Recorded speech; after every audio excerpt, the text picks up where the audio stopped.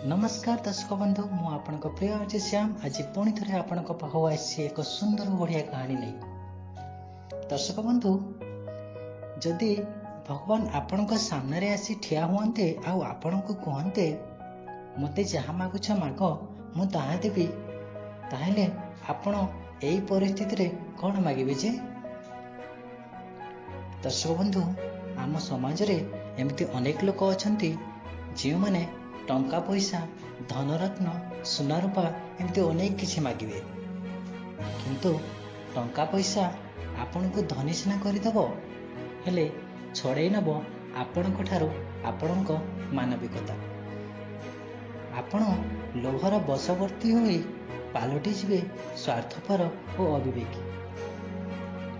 किंतु प्रति बदल रे जदि आमे गोटे सुंदर हृदय भगवान को मागिबा, आमे गोटे साधारण मनुष्य ठारू अधिक उच्चरे जाई एक असाधारण व्यक्तित्व रूपे उभा हेबा। आमे समाज रो सब प्रकार लोक मानकु मीठा मीठा कथा कही निजर करि नेबा एवं समस्ते आमको अनेक स्नेह और श्रद्धा आउ भल पाइबा आमको देबे। तेबे चलंतु बंधुगण, सेही सुंदर विषयटी को नहीं सुनिबा एक बढ़िया कहानी। कहानीटी हैला एहीपरि। थरे दुई तरुण बंधुଙ୍କ आगरे उभा हेले भगवान और कहिले, कौन मागुछ माग, तमे जहा मागियो मु तुमको ताहा देबी। सेमानक भितरु जणे चटापट कहिला, प्रभु मते यथाशीघ्र धनवान कर दियो। द्वितीय जनक कहिला, प्रभु मते धनवान कर नाही, बरं मते गोटे सुंदर हृदय दियो आउ हृदयवान व्यक्तिटे कर दियो।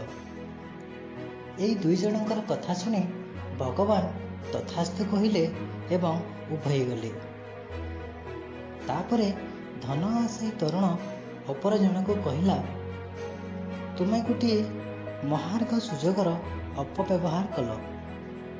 आजिकार जुगरे हृदय को हवा किए चिन्हुछि जे?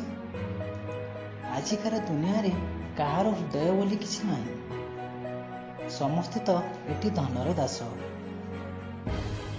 भगवान को बर फलिया।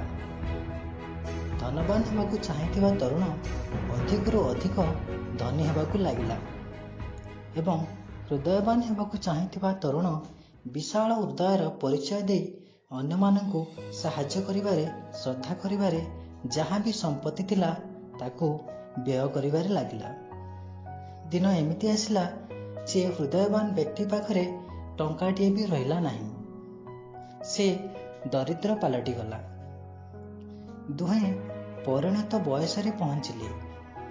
शेष समय रे देखला बेलकु धनपति को घेरी रहिथिले केवल सुविधावादी तथा धन अपहरणकारी दल। धनपति निज धन को क्षय हेबारु बंचाइबा लगी निज बंधुवर्ग संपर्क मानंकु दूरेई देइथिले। तांको हृदय छोट हो जाइथिला। केवल तोषामतिया माने पाखरे रहिथिले, जे माने एबे भी चाहुथिले जे एई लोकटी शीघ्र मरि जाऊ। किंतु दरिद्र हृदयवान पाखरे समवेत होइथिले तांको ठारू उपकार, स्नेह और श्रद्धा पाइथिबा अनेक लोक। हृदयवान ठारू एबे आउ किछि पाइबार नथिला, तथापि सेमाने बिना कौनसी स्वार्थ रे केवल स्नेहबद्ध भावरे तांकर सेवा करि चलिथिले। तबे दर्शक बंधु, एई कहानीर मुख्य उद्देश्य हैला आमको धन किंबा दौलत किंबा टंका पैसा किंबा बैंक बैलेंस बड़ केबे भी करि पारि न थाए। आमर महान विचारधारा, आमर एक सुंदर आचरण, सुंदर हृदय ही आमको महान व्यक्ति करिथाए।